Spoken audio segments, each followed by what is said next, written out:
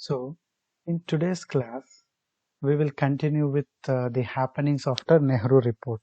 So, once Nehru report was submitted in Calcutta session of Congress, and they accepted the report.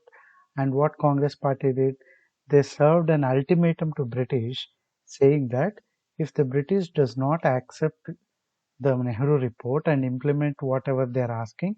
So they're going to launch a mass movement. So that launch of mass movement is called civil disobedience movement. Already I have discussed in the beginning of the second part which I have sent. What do you mean by civil disobedience? Here there is the Indians will go against certain rules and regulations. They are not going to follow certain rules and regulations. So it is slightly different from the non-cooperation movement. So as the Britishers didn't accept the Nehru report and they ignored that report, and this made Congress party left with no option except launching civil disobedience movement, and it occurred between the years 1930 to 1934. So the Congress Working Committee met in February 1930 at Sabarmati Ashram and vested in Gandhiji powers to launch the civil disobedience movement. So once Nehru's report was not accepted, Congress party was preparing for the launch of mass movement as per its resolution in Calcutta session. So they went, all the Congress leaders went, and they went to Mahatma Gandhiji's ashram called Sabarmati Ashram. There they gave all the powers to Gandhiji. So on behalf of Indian National Congress, all Congress leaders wanted Gandhiji to launch the great civil disobedience movement. So before starting the movement, Gandhiji served on the British an 11 point, I mean, you can call an 11-point agenda kind of thing, or 11-point demands, you can call whatever it is. So Gandhiji, before launching the movement, he just served an 11-point notice to the Britishers. Let us see what are they. So, from Sabarmati Ashram, before launching the movement, Gandhiji gave 11-point ultimatum again to British. It was like a second chance again. So, after Nehru's report was lapsed and they didn't accept it and all such things, so Congress party was left with no option of civil disobedience. So Gandhiji started civil disobedience movement. Before he begins the civil disobedience movement, what he gave 11-point ultimatum to British again. So he thought maybe they would respond at least now, because they might understand that Congress party under Gandhiji's leadership is preparing for a mass movement. So he thought they may understand and they may respond.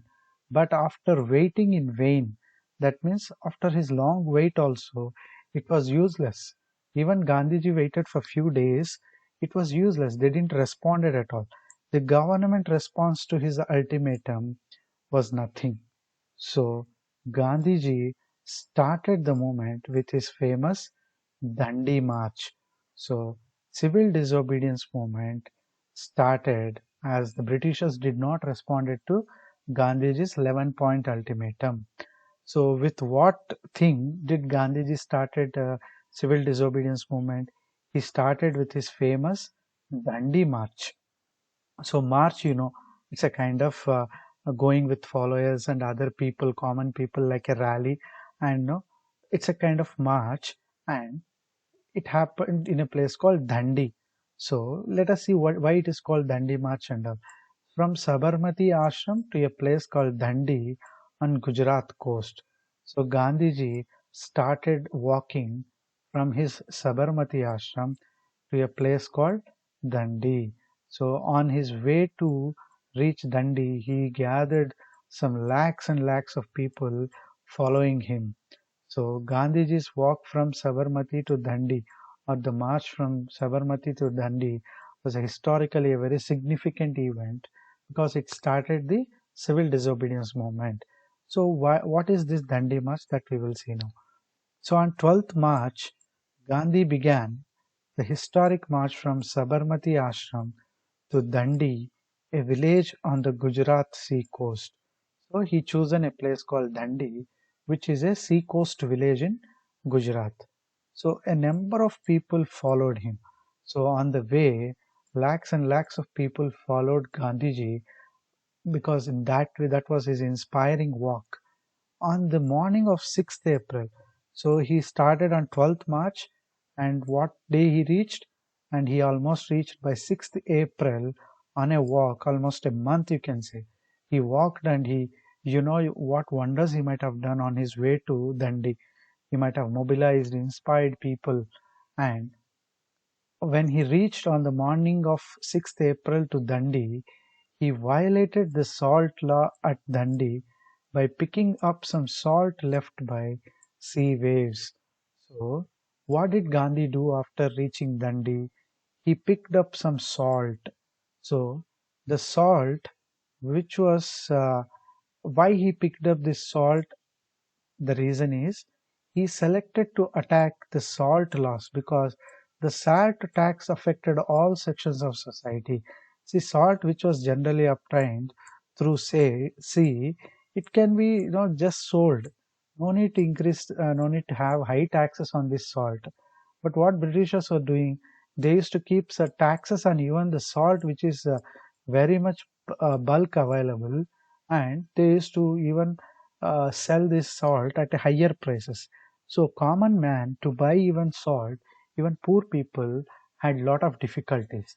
And the law which allowed to impose salt tax, salt tax was broken. That means he broke the salt laws. He attacked the salt laws by picking up some salt. So Gandhiji, he attacked the salt tax, which was a cruel act of Britishers. Like how how immoral they were. They were collecting taxes from salt. So even poor people used to suffer with that to buy salt in those days. So Gandhiji planned to attack that salt tax law, and he picked up that salt and he showed symbolically that he is breaking or he is violating that salt tax. And Gandhiji's breaking of salt laws marked the beginning of the civil disobedience movement. So that civil disobedience movement was launched in a very huge manner after a 1 month travel from Sabarmati Ashram to Dandi. So the programs of the movement. So what kind of programs were taken up under the civil disobedience movement? So defiance of salt laws. That means not paying salt taxes. So this with what he did, like Dandi March, he started doing that, and Congress Party also started doing the same thing throughout India. So many leaders, they started not paying any salt taxes, and boycott of liquor was another important program under civil disobedience movement. Boycott of foreign clothes and British goods of all kinds. So these two things you can even see in non-cooperation movement. But the most important and significant thing that has been seen in the civil disobedience movement, and it actually separates non-cooperation movement from civil disobedience movement. That is non-payment of taxes and revenues. So this was not done in non-cooperation movement. Taxes were regularly paid, and revenues were also given to British. But now in civil disobedience movement, under the leadership of Gandhiji, people refused to pay revenues to government as well as taxes to government. So civil disobedient movements was different from non-cooperation movement. I said these two movements are having a difference. So what is the difference? Non-payment of taxes and land revenue was an important step that has yielded a lot of results through this civil disobedient movement. So this factor was very specific to civil disobedience movement, as well as violation of laws. See, he violated the salt laws, right, Gandhiji? So violation of laws, non-payment of taxes, as well as land revenue are the very unique programs under civil disobedience movement. So here you can say it's a mixture of non-cooperation activities. How can you say that civil disobedience has non-cooperation activities? So this second and third point, boycott of liquor, boycott of foreign cloth and British goods, these two were the major programs in non-cooperation. So adding the major programs of non-cooperation movement, breaking of salt laws, and non-payment of taxes and revenues added in civil disobedience movement. So how did the movement went on? So after Dandi March and other events, how did the movement progress? That we will discuss now. The movement spread very rapidly, that means very fastly the movement took initiation. So violation of salt laws all over the country was soon followed by defiance of forest laws. So following Mahatma Gandhi, even salt laws were not followed throughout the country. Even forest laws, which were very, very tough there in Maharashtra, Karnataka, and the central provinces, so they were all refused. The tribals, the farmers, and the forest people who used to collect some forest products, they used to pay high taxes. They need to pay high taxes. So, such forest laws in Maharashtra, Karnataka, and the central provinces means the central parts of India like Madhya Pradesh and all. There, the tribals and forest people they have to pay high taxes. So they refuse to pay all such forest tax as well as the salt tax was also refused to pay by people, and refusal to pay the rural chowkidar tax in eastern India. So on one hand the movement is spreading to every corner of the country. So you take the western part like Maharashtra, and you take the central parts of India, there people were refusing, they were breaking the forest laws. And if you take the eastern part of India, in the eastern part of India, Chowkidari tax was in operation. What was Chowkidari tax? Those days in villages, certain people were appointed as chowkidars, that means local police to safeguard the villages. So, in the name of that local police, these people used to collect a lot of tax and they used to pay as salaries to them. And majority of the money, even though they used to be taken away by British, but they, in the name of appointing some police and security officers to villages, they used to collect taxes from people. So that Chowkidari tax was refused by farmers in eastern part of India. So everywhere in the country, people joined hartals, that means closing their shops and going for the demonstrations and campaign to boycott foreign goods and refuse to pay taxes as usual. Whatever things they used to do in non-cooperation movement, like boycott of foreign goods, demonstration was also a part, hartal was also a part of non-cooperation.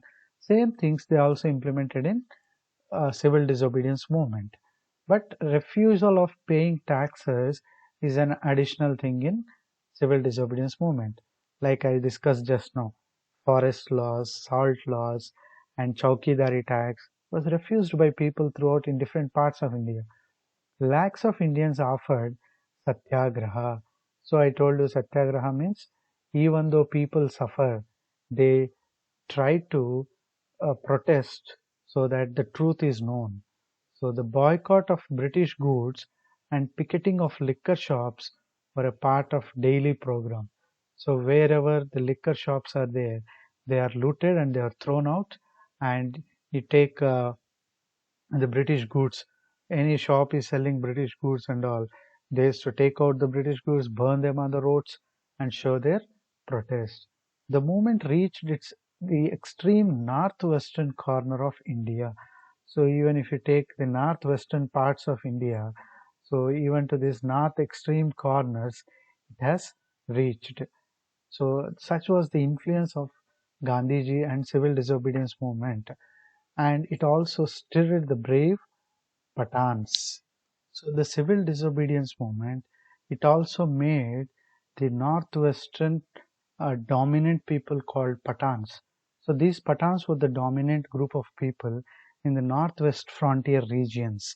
So as I said here, this Afghan and part borders of India. They were a very powerful group. So under the leadership of Khan Abdul Ghaffar Khan, okay, he was a famous Pathan leader. You can see in picture Khan Abdul Ghaffar Khan meeting Gandhiji. So under the leadership of Khan Abdul Ghaffar Khan, popularly known as the Frontier Gandhi. So that means he was also very much inspired from Gandhi, and this North Frontier region was completely under the word of this man, Khan Abdul Ghaffar Khan. So this Pathan's group was serving as a very strong group in continuing the civil disobedience movement. So he organized a non-violent group which walks in the footsteps of Gandhiji, and they organized many satyagrahas and many such things. And these Pathans, especially under the leadership of Khan Abdul Ghaffar Khan, contributed a lot in civil disobedience movement. So they have organized themselves in the rural and urban areas of this northwestern frontier province. This man, Khan Abdul Ghaffar Khan, was having a lot of influence, and he could unite all the rural and urban people there, and he organized them into certain society, and later he involved them in a non-violent way into civil disobedience movement. Let us see what he did.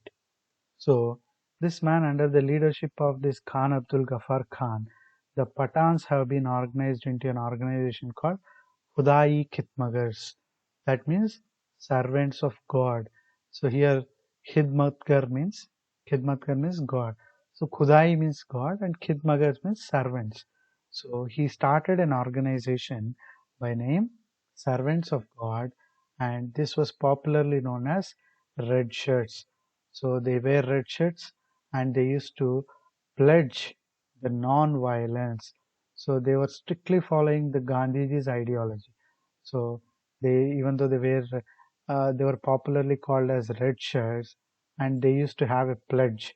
So by taking that pledge, anyone has to join this Servants of God organization, and they participated in civil disobedience movement or freedom struggle. So this was the northwest frontier region.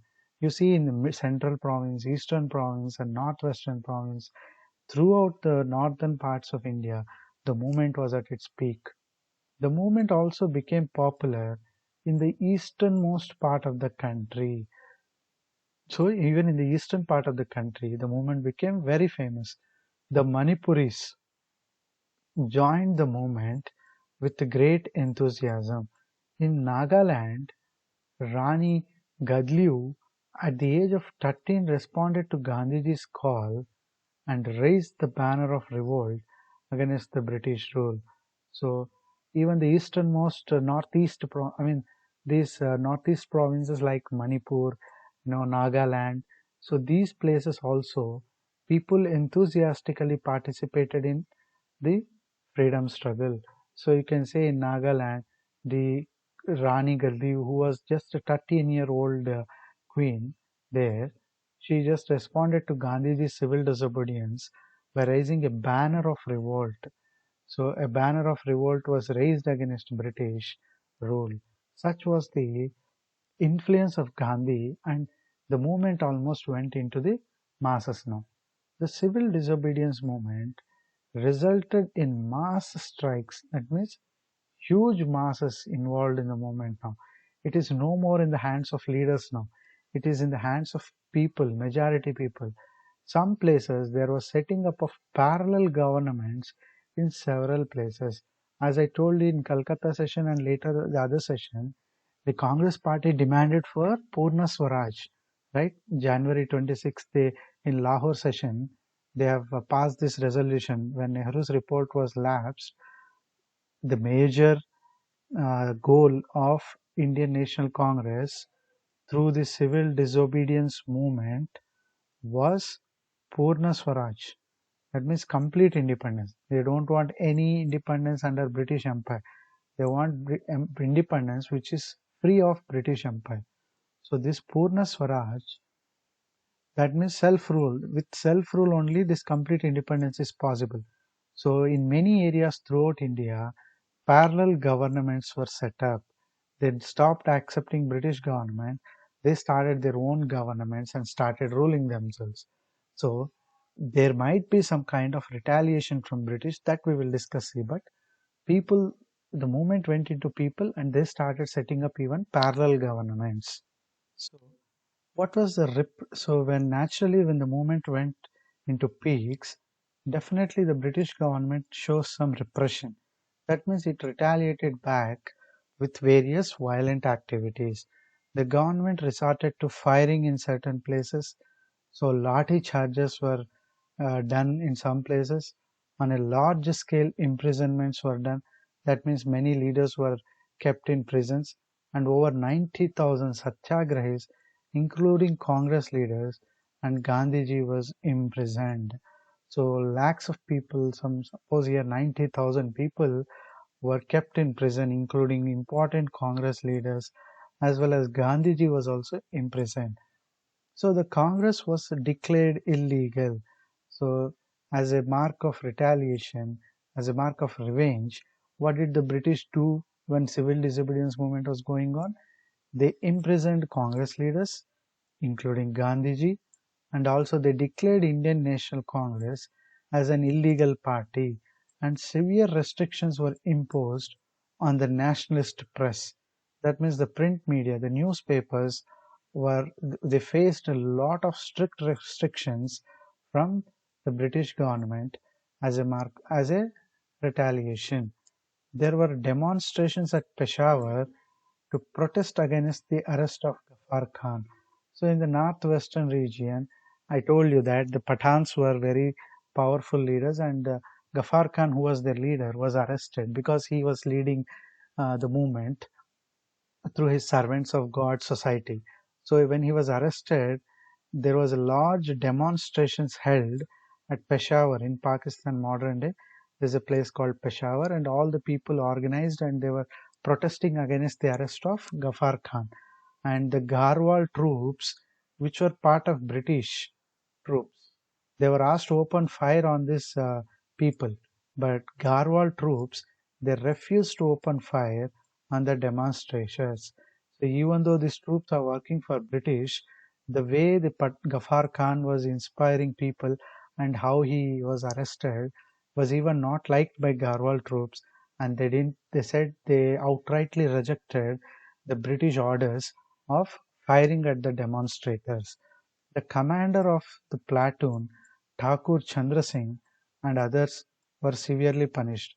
As the Garhwal troop commander refused to do that, naturally the British didn't like him doing so. So what they did, they punished the platoon leader. Platoon means a group of soldiers, and so these soldiers, the leader of these soldiers, was named Thakur Chandra Singh, was he was punished because he didn't follow the British orders of opening fire on demonstrators protesting against the arrest of Ghaffar Khan. And protest meetings were held everywhere in India. The textile and railway workers of Mumbai went on strike. So, as a part of civil disobedience, textile workers, the clothes and all. So, the railway workers who are involved in, looking after the railway station and many other people, they all of Mumbai, in Mumbai, what this textile and railway workers did, they went on a strike. They said they are not going to join the jobs. There were instances of firing at Delhi and Kolkata. So here and there, incidents are there. Definitely, the Britishers have resorted to violence and they have opened fire. So when movement was going at its peak stage, definitely the British were having the British were very much afraid of the civil disobedience movement. And so what they did, naturally they wanted to have peace talks with Indian National Congress. Say on one side they declare it as illegal, and the other side they want some peaceful talks. And these peaceful talks are also for what? They said uh, the demands of Congress is okay, but they wanted to propose some constitutional reforms for India again. They wanted to introduce some administrative reforms in India. So to discuss that reforms, they have organized some round table conferences. So what is this round table conferences? There were some three conferences held to discuss the constitutional reforms of India. So how many conferences were held?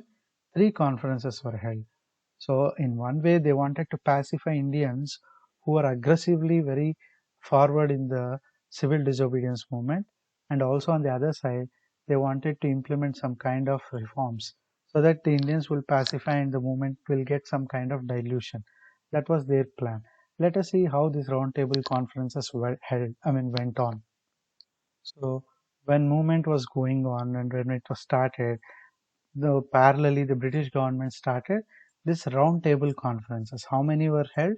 First, second, and three. That means three round table conferences were held. The round table, in the sense, generally in those days, the political meetings and all, they'll have this conference, and people will sit in a very in a circular order, and each person will get a chance to say what they need. And on one hand, the Britishers will sit, on the other hand, naturally the Indians has to sit, and they have to present their orders. The representatives will sit and they'll discuss, they'll debate, and they'll finally come up with a conclusion. So this was generally the theme of roundtable conferences. So how many were held? Three were held. Let us see the first round of table conference, first round table conference. It was held between November 12th, 1920 to January 1931. So the first round of conferences were held.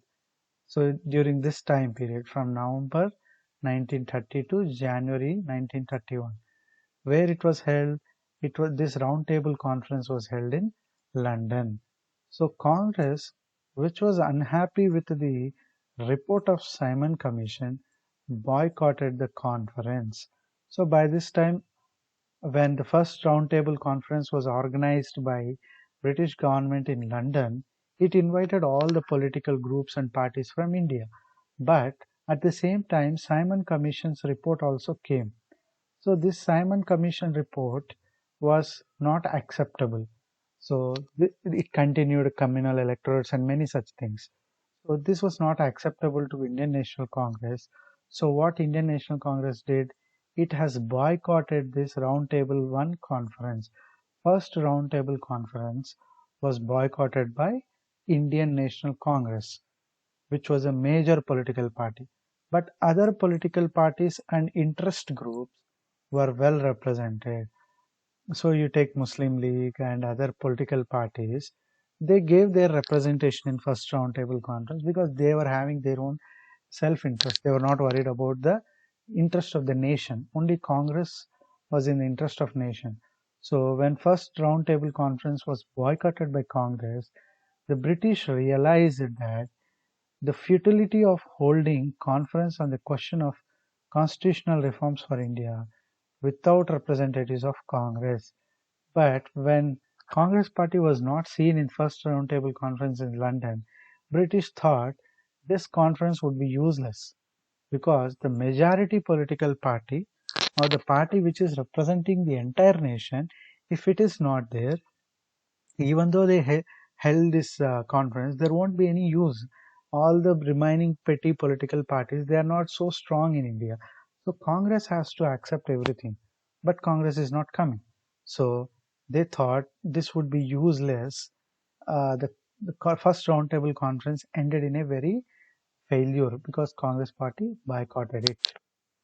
So when the movement was going at its peak, and even Congress party boycotted the first roundtable conference, then the British felt that there must be some kind of negotiation should happen with Congress. So let us see in that manner what is Gandhi-Irwin Pact. So Gandhi is one person in this, and Irwin, the Viceroy of India, was another person here.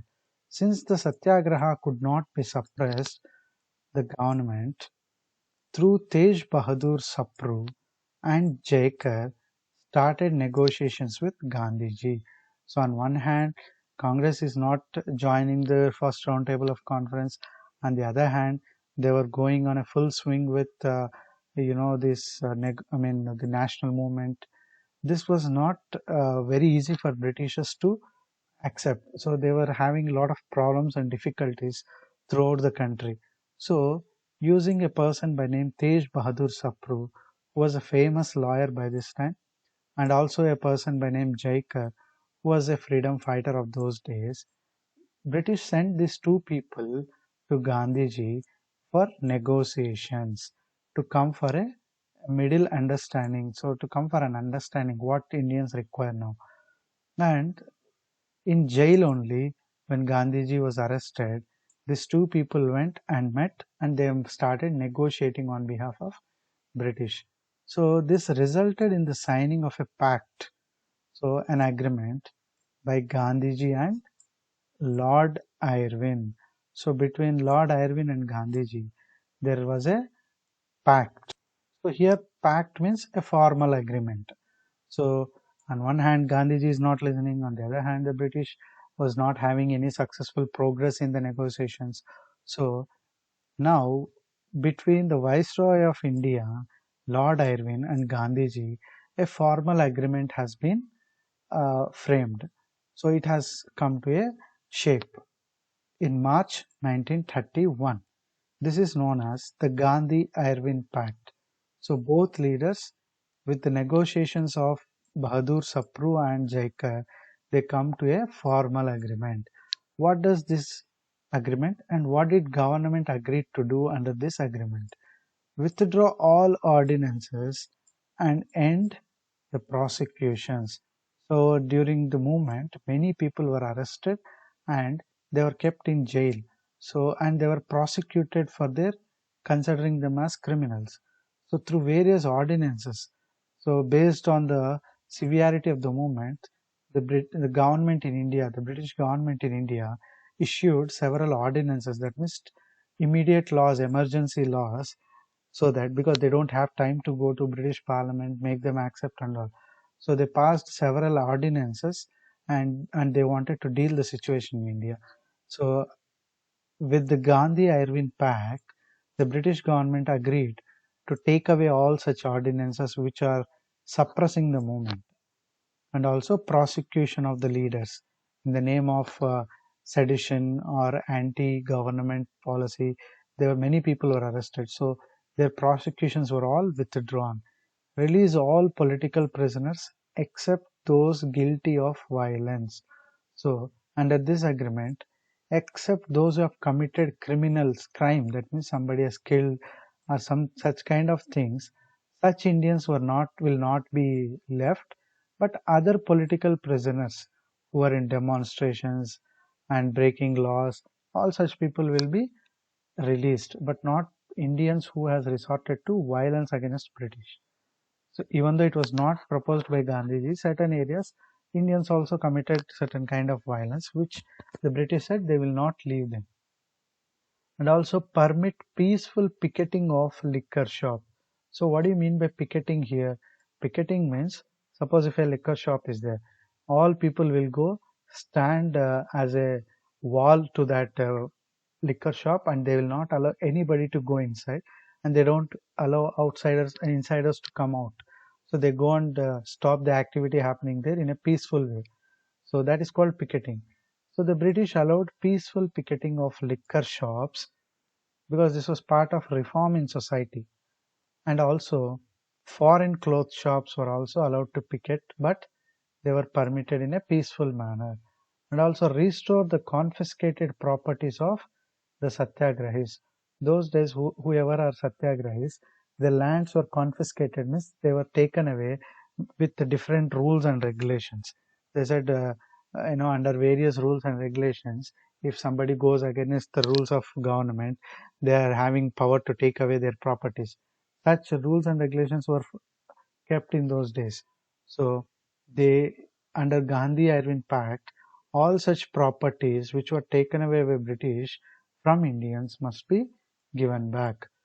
So these are the some, and later also there, these are some of the points that government agreed for with Gandhiji in a very formal way. So another agreement was permit the free collection or manufacture of salt by persons near the sea coast. So the sea where people who are living nearby sea coast, they were allowed to collect the salt without paying any tax. So these were agreed by British government. Now, as it is an agreement or a pact, there must be some favors from Congress side to government. What are those favors that British government got from Congress? The Congress said that it will suspend the civil disobedience movement. So the British asked Congress party. Congress also said, okay, fine, we will suspend the civil disobedience movement to participate in the second session of Round Table Conference. So the Britishers wanted the Congress party, which was a major political representative of Indians, to join in the second session of Round Table Conference. And also, it also asked the Congress people not to press for investigation into police excesses. Means during the civil disobedience movement, in many areas, police have involved more than necessary. They have made lathi charges, they have opened fire. On all such issues, the Congress must agree for no inquiry. So on this three conditions, you know, there was a consensus. That means there was some kind of what you call the stability came between British and Congress. And what is the second round table conference? So it was attended by Gandhiji as a sole representative of the Congress party. So who attended the second round table conference on behalf of Indian National Congress? It was Gandhiji. And according to the terms of Gandhi-Irwin Pact of 1931. So why Gandhiji attended this second roundtable conference? Because Congress party gave its nod, its consent, so to part that it will participate in the second roundtable conference. As part of this Gandhi-Irwin Pact, Congress sent Gandhiji as a representative. The conference was soon deadlocked on minorities issue. So when conference started, on minorities issue, there was a deadlock. That means both parties, the Congress and the British, again came for a deadlock. That means again came for a what do you call? They didn't had agreement on minorities issue.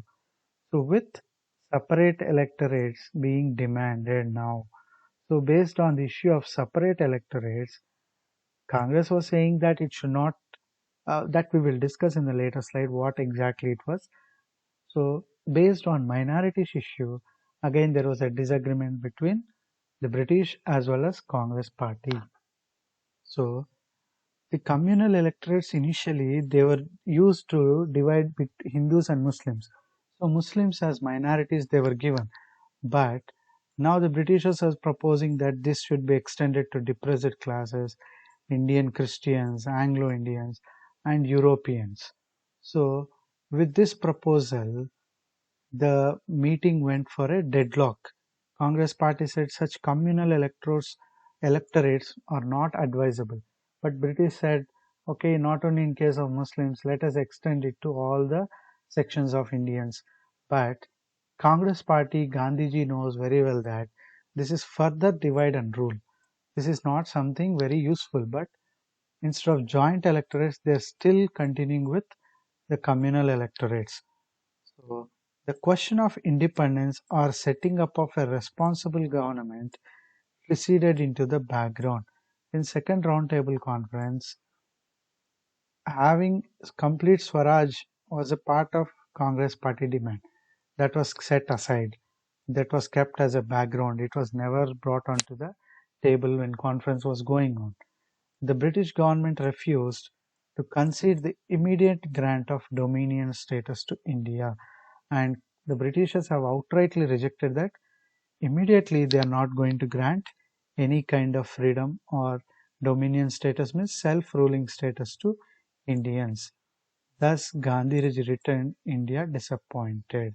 So, even though he had a pact and agreement with the Viceroy of India, the responsible government and freedom was kept aside in the second roundtable conference. Also, they said we don't give dominion status, that means independent status to India immediately now. So this was not liked by Gandhiji and he came to India disappointed. and it ended again in a failure. Second roundtable conference also ended in a failure. So when second roundtable conference ended in failure, so another round of conference was called by Britishers. So in the November month in 1932, between November and December, they called the Congress Party for another round of conference. It was attended by 46 delegates only. So very few turned up to this third roundtable conference, and the Indian National Congress refused to attend the conference. They said they were not going to attend the conference anymore. Dr. Bhimrao Ambedkar, who attended the conference, demanded separate electorate for the depressed classes. So as a champion of these depressed classes or the lower castes, Dr. Bhimrao Ambedkar, he demanded the Britishers to go for a separate electorate for the depressed classes. So consequently, the then Prime Minister of Britain, Ramsay MacDonald, announced an award known as the Communal Award. That means they're agreeing for this communal electorates. This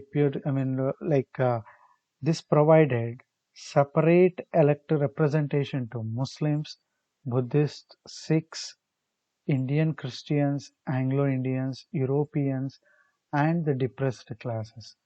So Bhimrao Ambedkar asked for a separate electorate for, because he was a champion of them and he was fighting for their upliftment and all. So he demanded that the depressed classes should be given separate electorate so that they can become politically little active.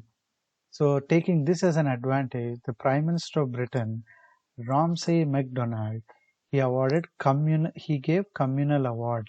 That means he allowed India to have electoral constituencies separately for Muslims, for Buddhists, for Sikhs, Christians, Anglo-Indians, Europeans, also the depressed classes. Now you can see the real game of Britishers. They wanted India to be further divided they wanted India to get weakened with such communal electorates between different religions.